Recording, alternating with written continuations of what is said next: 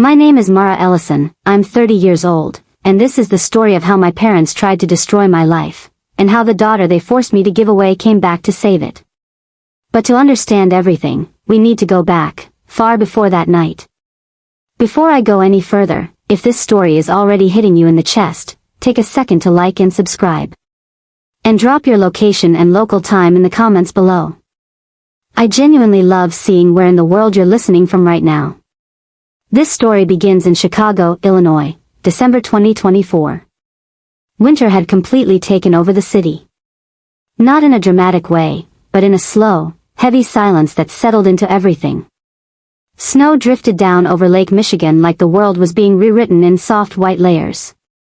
Streetlights blurred through the cold air, and every sound felt distant, muted, like even the city didn't want to speak too loudly. I had just finished a double shift at St. Alder Children's Hospital. My body was exhausted in that way only pediatric wards can make you feel, where you carry not just physical fatigue, but the emotional weight of every child's cry, every parent's panic, every monitor alarm that refuses to stop echoing in your head long after you've left the building. I remember walking alone down West Monroe Street. My boots hit the wet pavement in slow rhythm, my breath forming small clouds in front of me. I wasn't thinking clearly, just trying to get home, trying to shut my mind off, trying to exist without feeling everything all at once. That's when I saw it. A small cafe tucked between two older buildings, its windows glowing warm against the freezing night. The sign above the door read, Hawthorne Reads. Something about it didn't feel like an accident. I wasn't planning to stop. I wasn't planning anything at all. But my body moved before my thoughts caught up. I went in for coffee. That's all. Just coffee.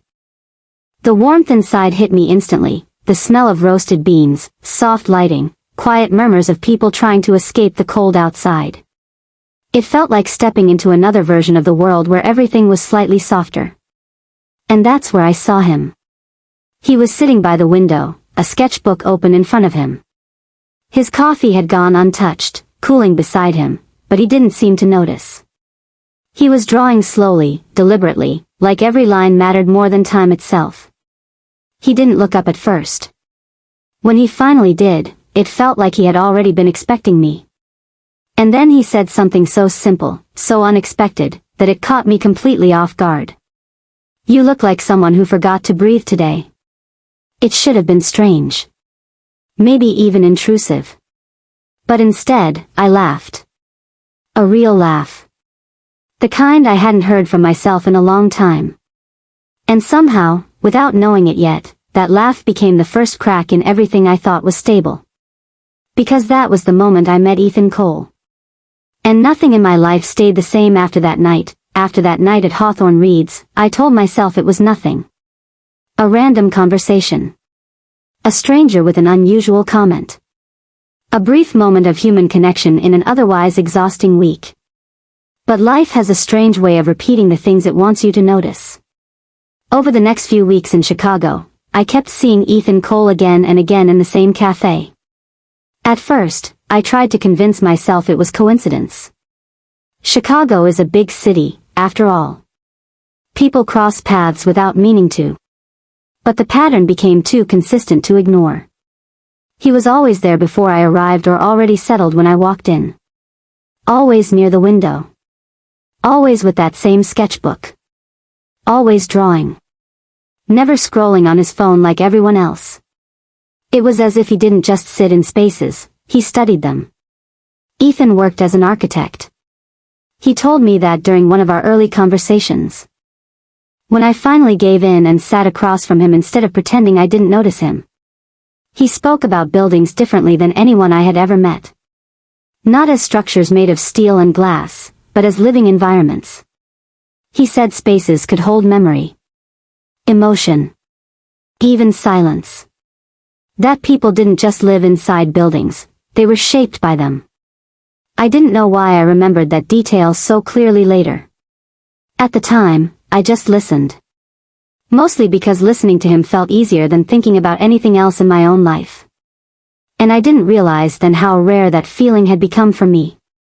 Because my life, even before Ethan, had been built around control.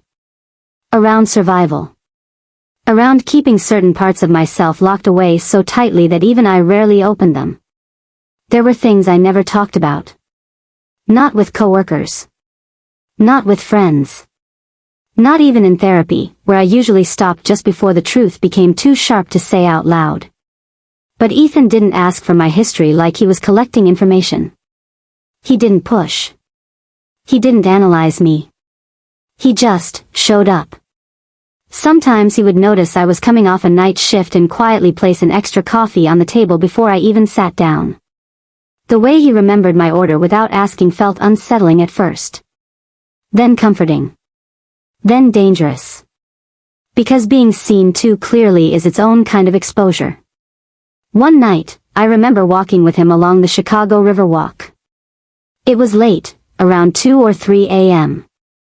The city had that almost unreal quiet it only gets when most people are asleep and the wind carries the sound of water against stone. We stopped near the railing. The skyline reflected in the river like broken pieces of light trying to stay together. Ethan leaned slightly against the metal and said, without looking at me, "I don't need perfect, Mara. I just need real. And I think you are the realest thing I've ever met." I smiled at that.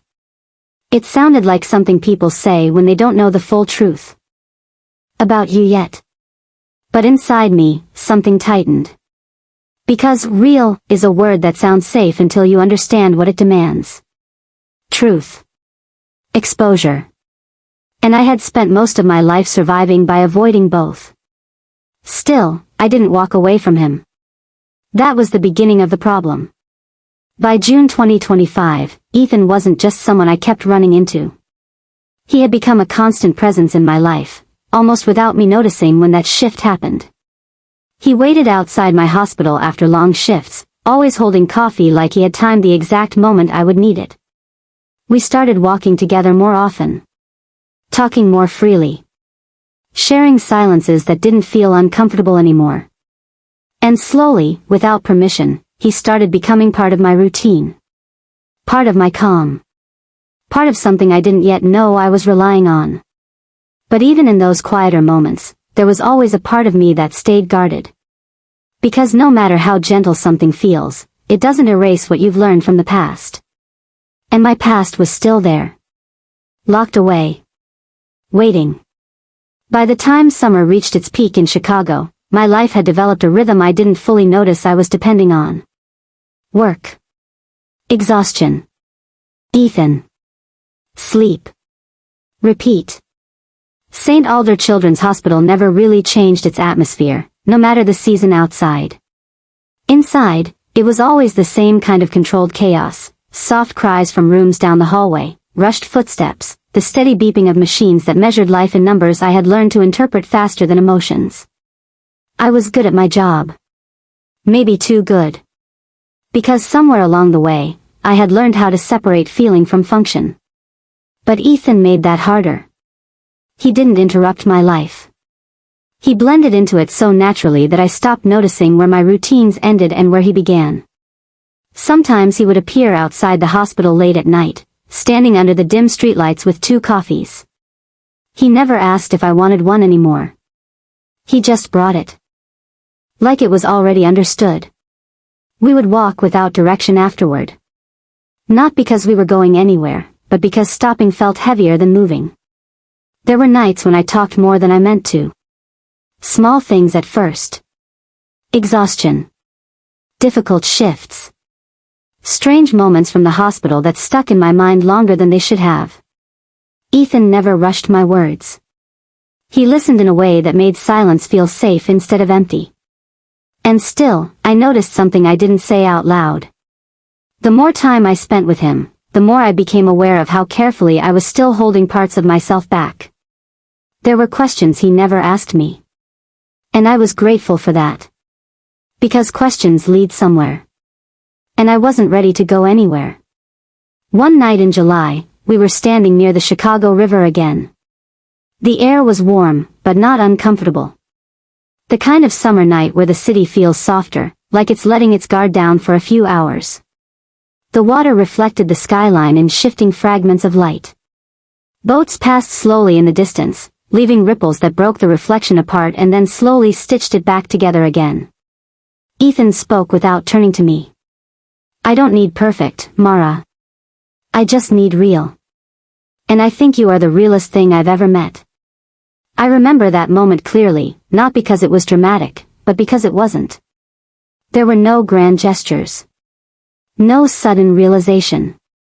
Just a quiet sentence hanging in the air between us like it had always belonged there. I smiled, because that's what I did when things felt too close to truth. But inside, something tightened again. Not fear exactly. Something closer to instinct. Because real is only comforting when your past isn't built on things you've never spoken aloud. And I had spent years learning how to survive without speaking them. Ethan didn't know that. Or maybe I just didn't want to believe he could know. Still, I let him stay. Let him become part of my days. Let him exist in spaces I had carefully kept closed for a long time. And slowly, without warning, I stopped noticing how much of my life was beginning to include him. That was the part one should have paid attention to. Because sometimes the most dangerous changes don't feel like disruption. They feel like comfort. Everything changed in September 2025. At least, that's how I remember it now, like there was a clear before and after, a visible line in time where my life stopped being something I understood and became something I was forced to confront. That night, I came home around 9:40 p.m. after a double shift at St. Alder Children's Hospital. My body felt heavier than usual, not just tired but drained in a way that made even simple movements feel delayed, like my thoughts were slightly behind reality. The city outside my apartment on West Monroe Street was quiet. Not peaceful, just absent. The kind of silence that makes you notice your own heartbeat too clearly. When I opened the door, something felt off immediately. Ethan was inside. Sitting at my kitchen table. Not relaxed. Not casual. Still. There was no greeting. No smile. No soft comment about my shift or the weather or anything that usually made him feel like part of my space. Just a folder placed neatly in front of him. My keys stayed in my hand longer than they should have. Something in my chest already understood before my mind accepted it. I sat down slowly across from him, like sudden movement might break whatever reality was forming between us. Ethan didn't speak right away. He just watched me, carefully, like he was trying to measure the moment without damaging it. Then he slid the folder forward. Inside were documents I didn't recognize at first. Hospital records from Newton Wellesley Hospital in Massachusetts. Paperwork that looked official, sealed, dated. My eyes moved too quickly over words that didn't want to stay still. And then I saw it. A file dated August 2017. My breathing changed before I could control it. And one name circled in red ink, sharp and undeniable. Ava Reynolds, age 8. The room didn't spin. It just shifted. Like the world had quietly moved one step further away from me. My hands went cold instantly. Not gradually, suddenly, like warmth had been cut off at the source. Ethan finally spoke, his voice low, careful. "I didn't go looking for this. But I think you have a daughter." The sentence didn't land like information. It landed like impact. There was no sound after it. Not really. Just distance. Like I was suddenly outside my own body watching everything happen without permission. I tried to speak, but nothing formed correctly in my mouth. Thoughts came in fragments, incomplete and disorganized, like my mind was refusing to assemble what it had just been given. Because buried somewhere beneath the shock, something older began to move. Something I had locked away so long ago that I had stopped expecting it to ever be real again. And just like that, 8 years of silence inside me started to breathe again. The silence after Ethan's words didn't last long, but it felt like it stretched far enough to split my life into 2 separate versions of myself. One sitting at that kitchen table in Chicago. And one trapped somewhere in 2017. My eyes stayed fixed on the folder, but I wasn't really seeing it anymore. The documents inside weren't just paper. They were proof that something I had spent years forcing into silence had never truly disappeared. Ethan didn't interrupt me. He didn't try to fill the space. He just waited, like he understood that whatever was happening inside me couldn't be rushed. But I wasn't there with him anymore. I was back in Wellesley, Massachusetts. Back in a house that always felt too controlled, too quiet in a way that wasn't peaceful. The kind of quiet that didn't mean safety, it meant supervision. My parents, Richard Ellison and Catherine Ellison, had always believed control was love. My father called it discipline. My mother called it protection of reputation. But in reality, it was something colder than either of those words. Something absolute. Something that didn't allow mistakes. Or consequences they couldn't manage. I was 18 in August 2017 when everything collapsed. I remember it in fragments first. The feeling of nausea I couldn't explain. The realization that something was changing in my body before I had words for it. And then the moment I understood what it meant. Pregnancy. Daniel Mercer. My boyfriend at the time. He wasn't loud or reckless. He didn't fit the kind of story people expect when things go wrong. He was quiet. Thoughtful. Someone who sketched ideas for classrooms because he wanted to become a teacher someday. He didn't feel like danger. But in my parents' eyes, he was exactly that. A problem. When they found out, everything changed faster than I could process. My phone disappeared. My messages were controlled. My world narrowed without warning. Daniel was told I didn't want him anymore. And I never even knew he tried to come back. That was the part that still hurt in ways I didn't have language for. Because decisions were made for me before I even understood I had choices. And by the time I realized what was happening, I was already being carried through it. August 13, 2017. Newton Wellesley Hospital. The room was bright in a way that felt unnatural. Sterile. Controlled. Like even the light had been designed to keep emotion out. I remember the sound of machines. The distant footsteps. The way everything felt too far away and too close at the same time. And then Ava arrived. Small. Fragile. Real. Dark curls. Soft skin. A crescent-shaped birthmark on her shoulder that I noticed before I even understood what I was seeing. They placed her near me. And for a moment, everything else stopped existing. I asked to hold her. My mother didn't even hesitate. Don't make this harder than it already is. 93 seconds. That's all I had. I counted them without realizing I was counting. And then she was gone. Taken before I could understand what losing her meant. Back in the present, sitting in Ethan's apartment, I realized my hands were shaking. Not from the cold. From memory.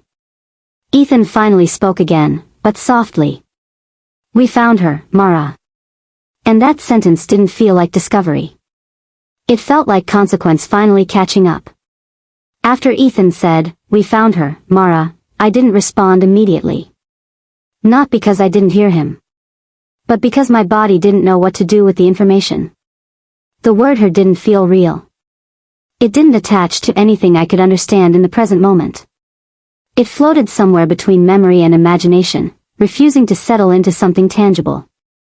Ethan carefully closed the folder, as if even that small sound might break me further. I didn't do this alone, he said after a moment. I hired someone. A retired investigator. Victor Hale. That name barely registered at first, but then he continued. He specializes in adoption records. Reunification cases. He doesn't guess, he verifies. The words verifies and records and cases should have made it feel more distant, more clinical. But instead, everything felt closer. Too close. Because what they were talking about wasn't a file anymore. It was a person. A child. My child. Ethan slid another set of papers toward me, but I didn't open them right away. My fingers hovered above the edge of the folder like I was afraid the truth might burn me on contact. When I finally looked, I saw it. Ava Reynolds. Age 8. Brookfield, Illinois. Adopted by Rebecca Whitmore and Thomas Whitmore. A pediatrician. A literature teacher. Stable details. Clean structure. A life that had been carefully built after mine was removed from it. The words should have brought relief. Safety. At least something resembling closure. But they didn't. Because there was something else in the report. Something that didn't fit neatly into distance or time. A note about her behavior. Her questions. Late-night moments where she asked things no child should have to wonder about. Who she looked like. Why she didn't have baby pictures with her first family. Why there was always a gap in her story that no one could fully explain without hesitation. Ethan's voice was quiet when he spoke again. She started asking questions earlier than most kids do, he said. Not in a dramatic way. Just, consistent. Like something inside her already knew there was a missing piece.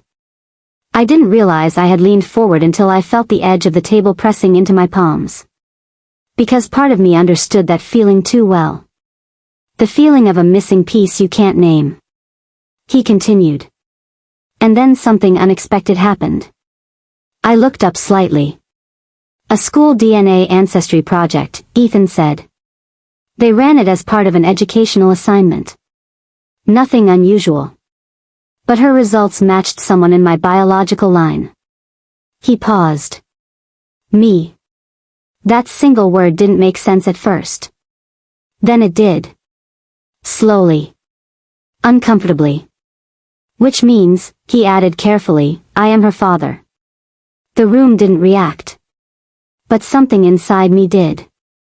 Because if Ethan was telling the truth, and I could feel that he was, then Ava wasn't just found. She was connected. To him. To me. To a past that had never fully ended. I pressed my fingers against my forehead, trying to slow my thoughts, trying to force everything into something I could understand logically. But logic wasn't helping anymore. Because somewhere out there, an 8-year-old girl existed who carried pieces of both of us. And she had already started looking for the rest. I didn't sleep that night. Not really. I sat in Ethan's apartment long after he stopped talking, long after the folder was closed, long after the city outside his windows faded into the dull gray quiet of early morning. Chicago never fully sleeps. But that night it felt like everything was holding its breath with me. Ava Reynolds. Age 8. Brookfield, Illinois. The details repeated in my mind like something trying to become real through repetition alone. I had spent years believing that what happened in 2017 belonged to a sealed version of my life, something painful, but finished. Contained. But nothing about this felt contained. Ethan eventually stood up and walked to the kitchen without asking if I wanted anything. He just placed a glass of water in front of me, like my body might still need simple things even if my mind didn't. I didn't want to drop this on you like this, he said quietly. But there wasn't a softer way. I didn't answer. Because I wasn't sure what answer would even mean in that moment. Instead, I kept thinking about her. Not as a name. Not as a file. But as a possibility that had been living somewhere without me knowing. A life I didn't witness. A childhood I didn't hold.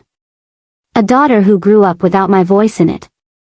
That thought didn't arrive all at once. It came in layers. Each one heavier than the last. Ethan sat back down across from me, his expression different now.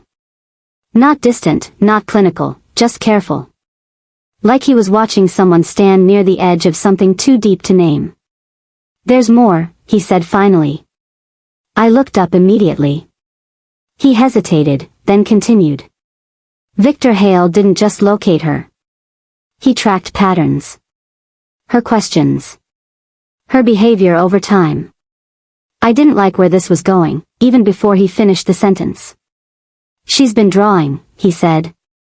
Something in my chest tightened. Consistently. Repeated figures. 2 adults she can't identify clearly. But she labels them the same way every time. He slid a small scanned image across the table. A child's drawing. Crayon lines. Simple shapes. A family. 2 figures labeled unknown. And 2 figures labeled clearly. Mara and Ethan. I stared at it without blinking. It shouldn't have been possible. She had never met us. She had never been told our names. And yet, she had already drawn us. Ethan spoke softer now, almost like he didn't want to disturb what the drawing was revealing. She didn't know who we were when she drew it, he said. But she kept drawing the same version. Over and over. My voice finally came out, but it sounded distant even to me. That's not possible. Ethan didn't argue. He just said, I know. And that was worse. Because disbelief usually comes with resistance. But this didn't feel like something I could reject. It felt like something already happening. Somewhere in Brookfield, Illinois, an 8-year-old girl was living a life that looked complete from the outside. But inside it, she was still asking questions no one had answered yet. And somehow, without knowing why, she had already started drawing the answers. By the time we arranged the meeting, nothing about my life felt familiar anymore. Days passed in a blur of half-sleep and overthinking. I kept going back to the same thought again and again, Ava, sitting somewhere in Brookfield, Illinois, living a life that I had no part in building, yet somehow still tied to me in a way I couldn't undo. Ethan handled most of the logistics through Victor Hale. I barely had the strength to speak when decisions were being made. Everything felt too fragile, like one wrong sentence could break something that hadn't fully formed yet. The meeting was set in Evanston, at a supervised therapy center designed for reunification cases. A neutral space. Controlled. Safe.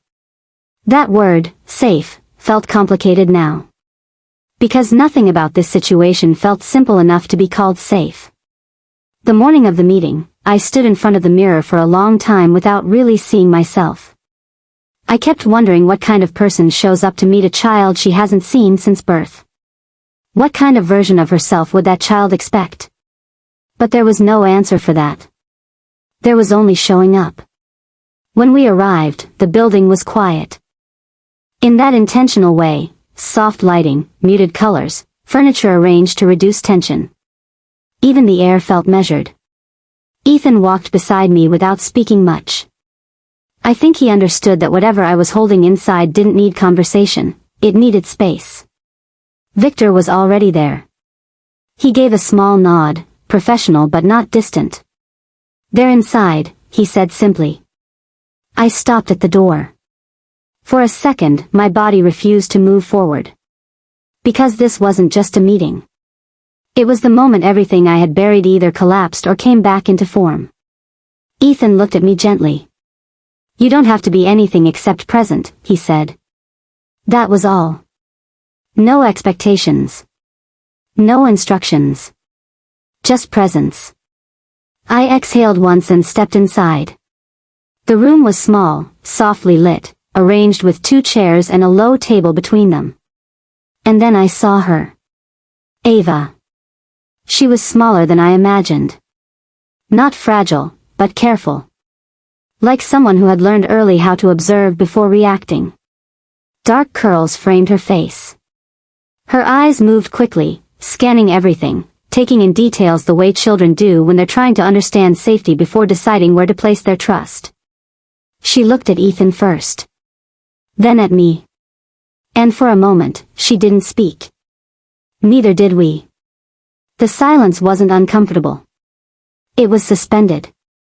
Like the world had paused to see what would happen next. Then she said something so quiet I almost didn't hear it. I think I already know you. My breath caught before I could stop it. She didn't sound uncertain. She sounded sure. Ava reached into her small bag and pulled out a sketchbook. Her movements were slow, deliberate. She opened it carefully, like it mattered more than anything else in the room. She turned it toward us. And I saw it. A drawing. A family.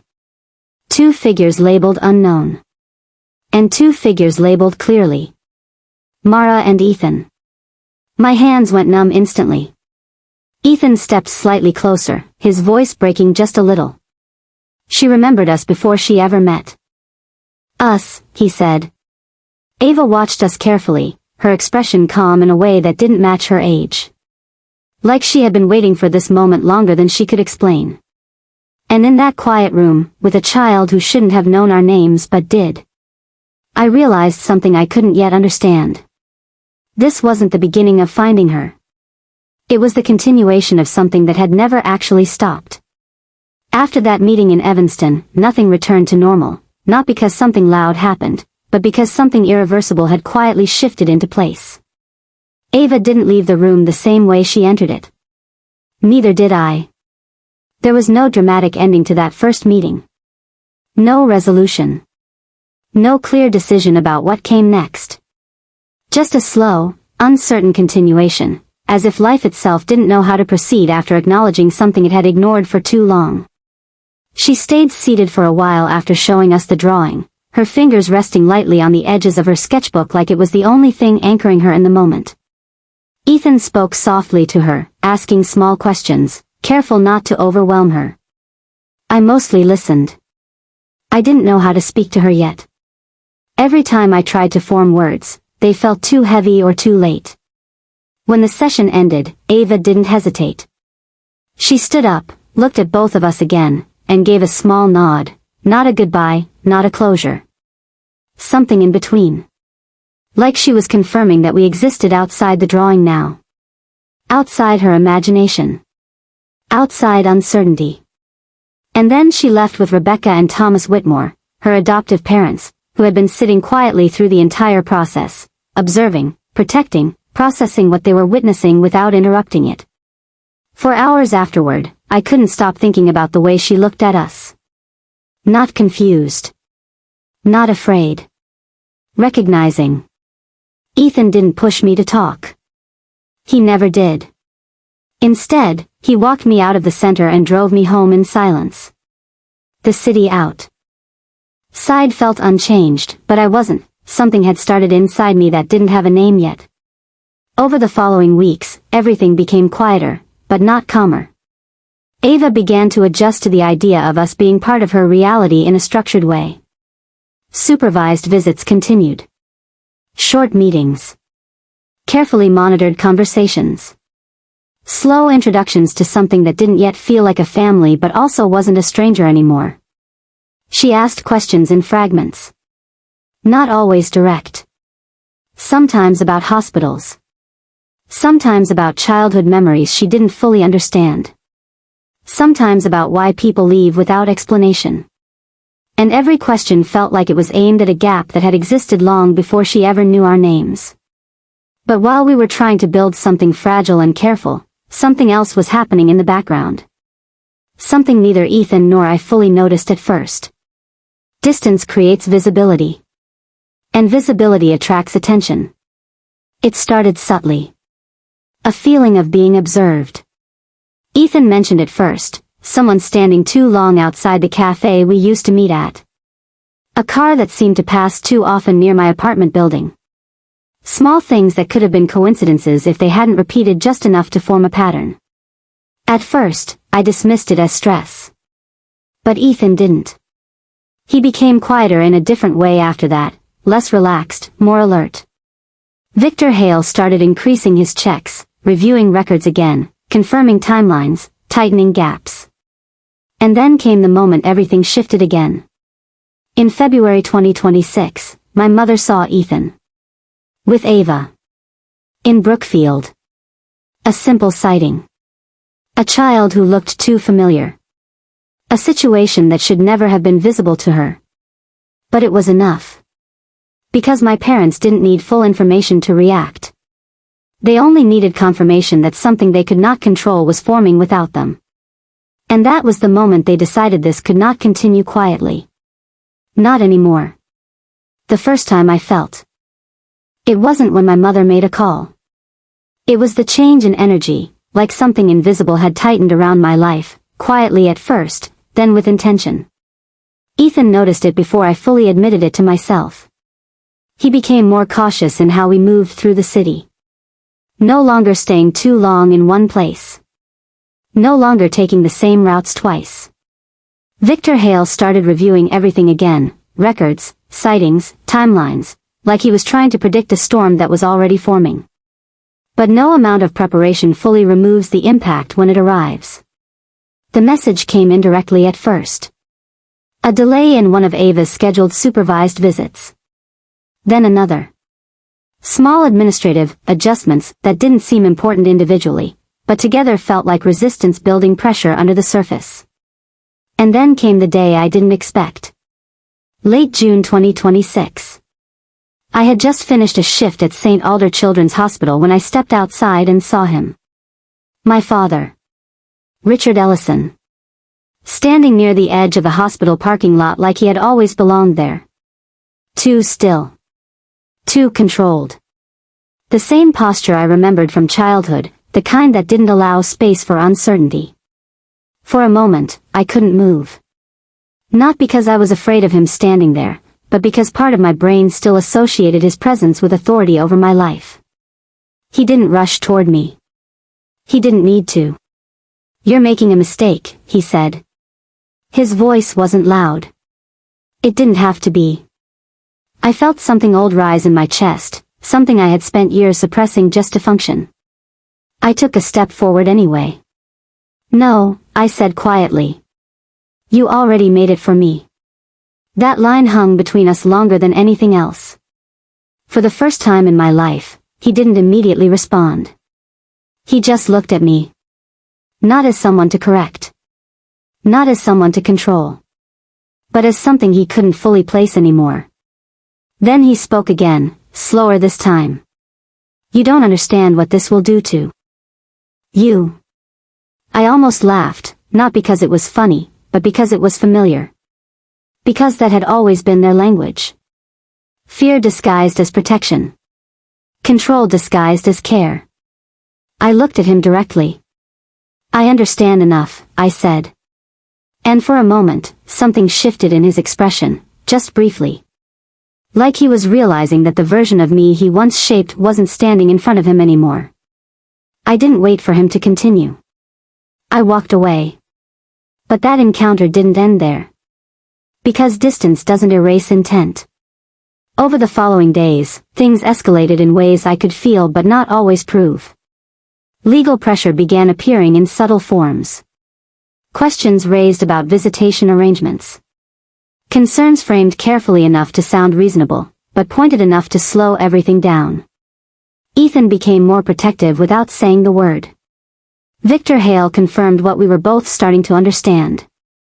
"This isn't about misunderstanding," he said one evening. "It's about disruption. They don't want this connection forming publicly." And that was the truth I didn't want to fully accept yet. This was no longer just about the past. It was about control extending into the present. And Ava, quietly, unknowingly, was standing in the center of it all. The life she was beginning to recognize was now being pulled into conflict she didn't choose. And for the first time since this started, I realized we weren't just rebuilding a family. We were defending it. After my father confronted me outside St. Alder Children's Hospital, I started noticing how quickly silence can turn into strategy. Nothing exploded overnight. It didn't need to. Control rarely announces itself. It spreads through systems that already exist. Over the following week, every part of Ava's structured visitation process began to feel heavier. Appointments were under review. Schedules were pending approval. Meetings that had been consistent for months suddenly required additional clearance. At first, it looked like bureaucracy. Then it started to feel like interference. Ethan was the first to say it out loud.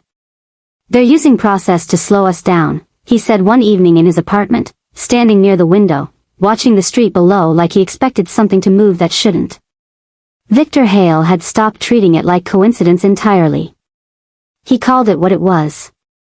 Pressure. Not legal action yet, but positioning. A slow tightening around every access point we had to Ava. And Ava felt it too, even if she didn't have the language for it. During one supervised visit, she asked me a question that stayed with me longer than anything else that day. Are people allowed to change their minds about me, after I already know them? She asked it casually, like she was asking about rules in school. But I heard what she was really asking. If she could be taken away from something she had only just started believing in. I didn't have an answer that felt honest enough. So I told her the truth I could give. People can try, I said softly. But it doesn't mean they're right. She looked at me for a long moment, then nodded like she was filing that answer somewhere important inside herself. But the real shift came 2 days later. Ethan called me late at night. His voice wasn't panicked, but it wasn't calm either. There's something you need to see, he said. When I arrived at his apartment, Victor was already there. So was a printed stack of documents spread across the table like a map of escalation. One page stood out immediately. A formal legal notice. Filed quietly. But precisely. My mother's name appeared in the supporting statements. My father's in the authorization chain. It wasn't a public attack. It was something more calculated. A structured attempt to question Ava's current placement stability, framed in language that sounded procedural, clinical, almost protective. But it wasn't protection. It was extraction. Ethan's jaw tightened as he read through it. It again. They're trying to reset the narrative, he said. Make it look like instability is coming from us. Victor nodded once. They're not trying to win emotionally, he added. They're trying to win institutionally. That sentence changed everything. Because it meant this was no longer about confrontation. It was about systems. And systems don't care about truth unless it is properly documented, validated, and defended. I sat down slowly, feeling something inside me settle, not calm, but focused in a way I hadn't felt before. Ava wasn't in danger in a dramatic sense yet. But she was being repositioned. Moved on a board she didn't know she was part of. And I realized something I hadn't fully admitted until that moment. My parents weren't reacting to Ava. They were reacting to loss of control. And they were willing to rewrite everything to get it back. Ethan placed a hand briefly on the table, steadying the space between us. We don't escalate emotionally, he said. We respond with structure. Victor added quietly, we build faster than they can restrict. And in that moment, something shifted in me again. Not fear. Not hesitation. Clarity. Because for the first time since this began, I understood the real conflict wasn't what had happened in the past. It was what they were still trying to decide they could own in the present. And Ava, quiet, observant, already remembering us before we fully arrived, was no longer just waiting in the background of this story. She was the reason it was now moving forward at all. The morning of the rehearsal dinner, Chicago felt unusually still. Not peaceful, just paused. Like the city itself was holding its breath, waiting to see what version of my life would survive the day. The event was set for March 28, 2026. 40 guests. Family, friends, colleagues. People who knew different versions of me, none of them fully complete.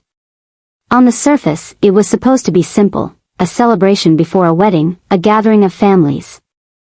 A step toward a future I had spent years trying to build carefully. But nothing about that day felt simple when I woke up. Ethan noticed it immediately. You don't have to go through this alone, he said while I stood in front of the mirror, not fully dressing, not fully present. I know, I replied. But knowing something and believing it in your body are different things. Ava was supposed to arrive with Rebecca and Thomas Whitmore later that evening. Supervised. Structured. Safe. At least, that was the plan. Victor Hale had already warned us earlier that morning, there had been movement again. Not loud. Not public. But deliberate.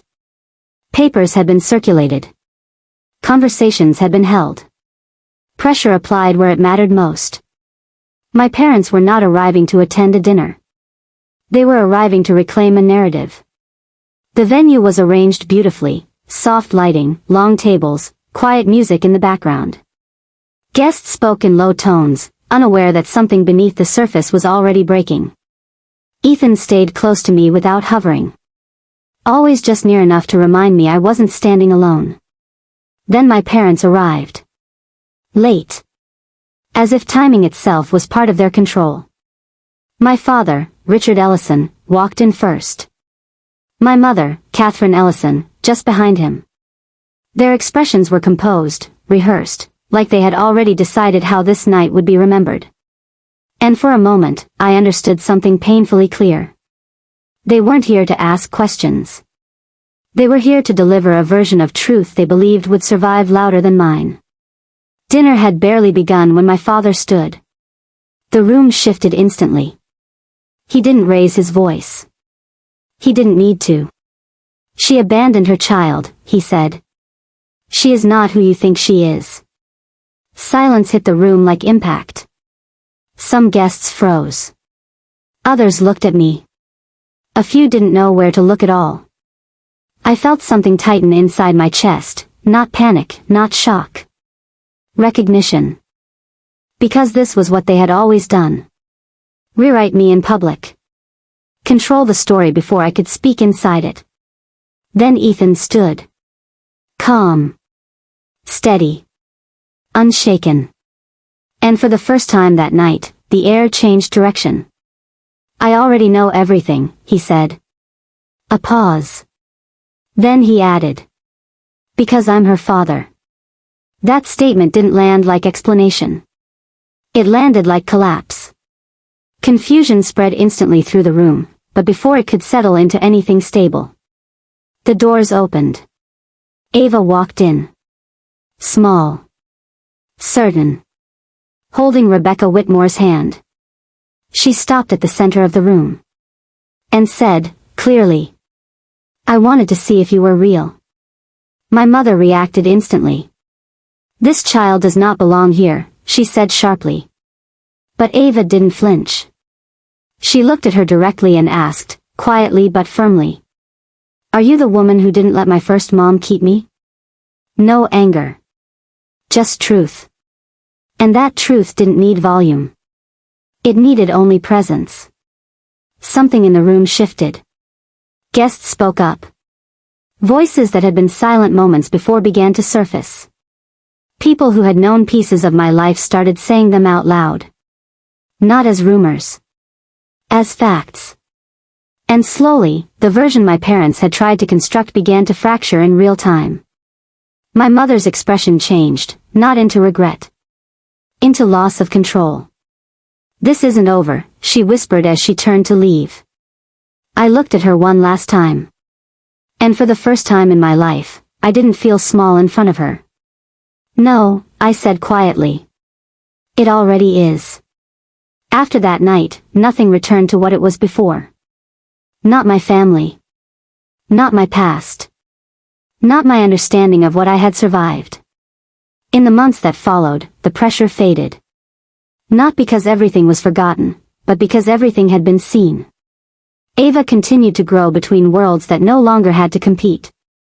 Rebecca and Thomas remained her parents. Ethan and I became something new in her life, not replacements, but additions. One night, she looked at me and said, I think I'm lucky. I don't just have one story.